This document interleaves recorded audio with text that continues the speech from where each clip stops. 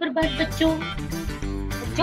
पिछली कक्षा में हमने पार्ट 5 के प्रश्न 1, प्रश्न 2 और प्रश्न 3 के क्वेश्चन आंसर हमने हल किए थे। चलिए उससे आगे शुरुआत करते हैं।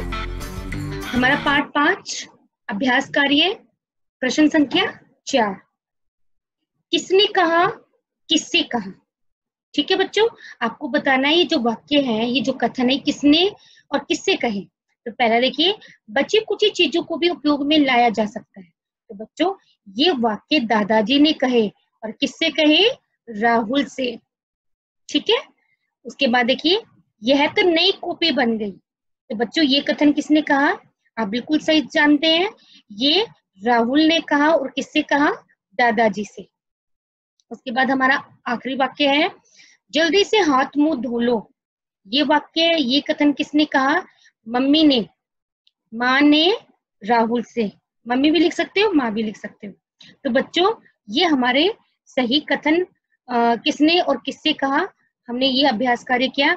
अब करते हैं हम भाषा ज्ञान, यानी कि अब हम भाषा ज्ञान सीखेंगे, यानी कि व्याकरण से संबंधित। तो हमारा भाषा ज्ञान का पहला प्रश्न है विपरीतार्थक, यानी विलोम शब्द, उल्टे शब्द लिखने हैं। जैसे अच्छा, बुरा, दिन, रात, रुकना, चलना, अभाव, पूर्णता,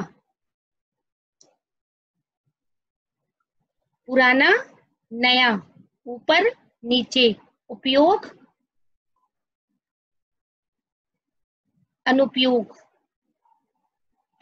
गरीब, अमीर। ठीक है बच्चों, उसके बाद आइए हमारा जो अगला सेकंड जो प्रश्न है, शुद्ध शब्दों के सामने आपको टिक लगाना है। तो देखिए, कूड़ेदान का शुद्ध रूप कौन सा है, ये देखिए आखिरी वाला, बिल्कुल ये सही रूप है, ये शुद्ध शब्द है।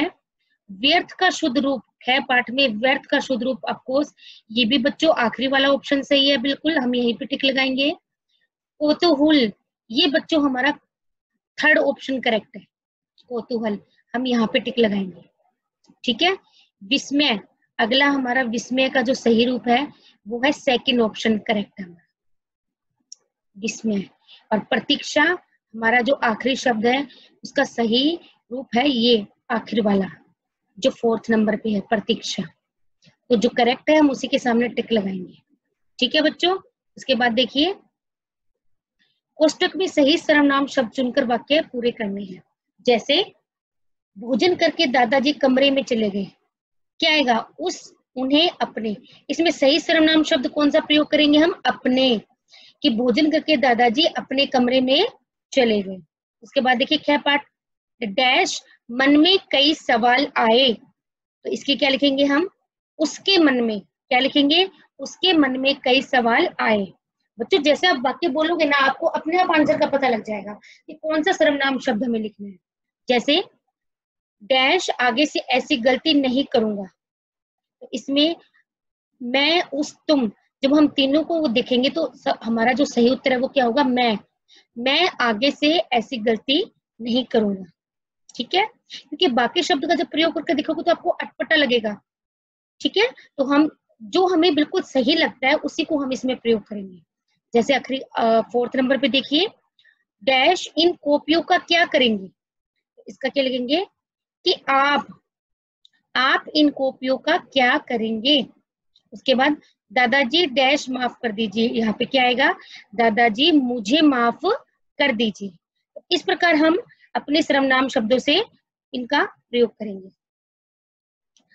उसके बाद देखिए क्वेश्चन नंबर 4 है कि बच्चों कुछ शब्द ऐसे होते हैं जो सुनने में और बोलने में एक जैसे होते हैं लेकिन उनका अर्थ अलग अलग होता है।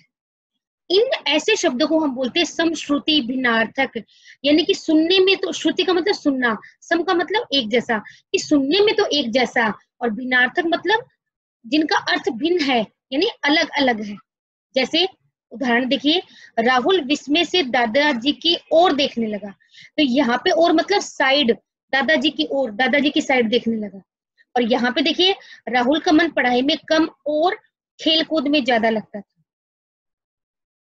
यानी कि हम इसमें क्या लिखेंगे, हम इसमें कैसे समझेंगे इसको, यहाँ पे और का मतलब क्या है कि एक तो ये हो गया और एक दूसरा और, यानी कि एंड, जिसके द्वारा हम अलग अलग मतलब डिवाइड कर सकते हैं। तो यहाँ पे और का मतलब कि एक से अधिक चीजों के बारे में बताने के लिए हम इसका यूज करते हैं।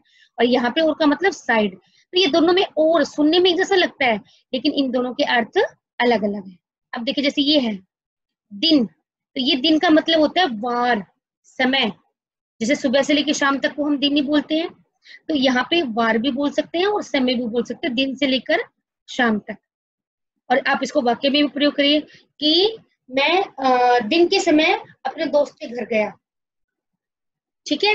या आप ये बोल सकते हो कि मैं रविवार के दिन जाऊंगा। तो यहाँ पे मतलब आपको अर्थ को समझकर वाक्य में प्रयोग करना है। और दूसरा देखो ये है दीन, देखो शब्दों में से ही पता लग रहा है दिन, दीन। यहाँ पे दिन का मतलब होता है गरीब। और हम इसका वाक्य प्रयोग कैसे करेंगे कि हमें दीन दुखियों की मदद करनी चाहिए, यानी कि हमें गरीब हुए हैं और जो दुखी हैं उनकी मदद करनी चाहिए। तो इस प्रकार हम बच्चों अर्थ के आधार पर वाक्यों का प्रयोग करेंगे। जैसे यहाँ देखिए समान और सामान दोनों सुनने में दे सकते हैं, लेकिन यहाँ पे समान का मतलब है बराबर, इक्वल। और वाक्य में क्या प्रयोग करेंगे हम कि हमें सभी के साथ समान व्यवहार करना चाहिए, यानी कि सभी के साथ एक जैसा व्यवहार करना चाहिए, क्योंकि समान का मतलब होता है बराबर या एक जैसा। लेकिन सामान, ये देखो यहाँ पे समान आ गए वस्तुएं, चीजें, थिंग्स, जिसे इंग्लिश में हम बोलते हैं। तो इसका वाक्य में प्रयोग करेंगे कि हमें अपने सामान का ध्यान खुद रखना चाहिए। तो यहाँ पे सामान क्या आ गया, आपका सामान, आपकी वस्तुएं, आपकी चीजें। और यहाँ पे समान यानी कि इक्वल, एक जैसा। देखो सुनने में एक जैसे हैं, लेकिन दोनों का अर्थ अलग अलग है, और अर्थ के आधार पे ही हम इनका वाक्य में प्रयोग करेंगे। उसके बाद देखिए मन और मान दोनों सुनने में जैसे लगते हैं, लेकिन यहाँ पे मन का मतलब है चित्त, हृदय, आपका मन, अंदर, अंतर्मन, यानी कि आपका मन, आपका चित्त। इसका वाक्य में कैसे प्रयोग करेंगे, हमें मन से पढ़ाई करनी चाहिए, यानी कि हमें ध्यान, मन को हम उसमें भी ले सकते हैं बच्चों कि हमें मन से पढ़ाई करनी चाहिए, या हमें मन से सबका आदर करना चाहिए। ये वाक्य आप कैसे भी बना सकते हो, लेकिन उसका अर्थ सही होना चाहिए, ठीक है बच्चों। और जब तक आपको अर्थ का ज्ञान नहीं होगा, आप वाक्य नहीं बना सकते। उसके बाद देखिए मान, यहाँ पे मान का मतलब है इज्जत, आदर। क्या मतलब है यहाँ पे मान का मतलब, इज्जत या आदर। तो इसका वाक्य में प्रयोग करेंगे, हमें दूसरों का मान सम्मान करना चाहिए, या हमें दूसरों का मान रखना चाहिए। तो इस प्रकार एक जैसे लगने वाले शब्द जो सुनने और देखने में एक जैसे हैं, लेकिन जिनका अर्थ अलग अलग होता है, उनको हम क्या बोलते हैं, सम श्रुति भिन्नार्थक शब्द। तो इस प्रकार बच्चों ये हमारे चैप्टर जो पाठ 5 है अनमोलपन है, उसका अभ्यास कार्य किया है। आप इनको अच्छे से समझना और इनको याद करने की कोशिश करना। अगली क्लास में हम फिर से हम नया अपना चैप्टर पढ़ेंगे। अगर कोई प्रश्न रहता है तो हम क्लास में उसके बारे में डिस्कस करेंगे। ठीक है बच्चों, मिलते हैं अगली क्लास में।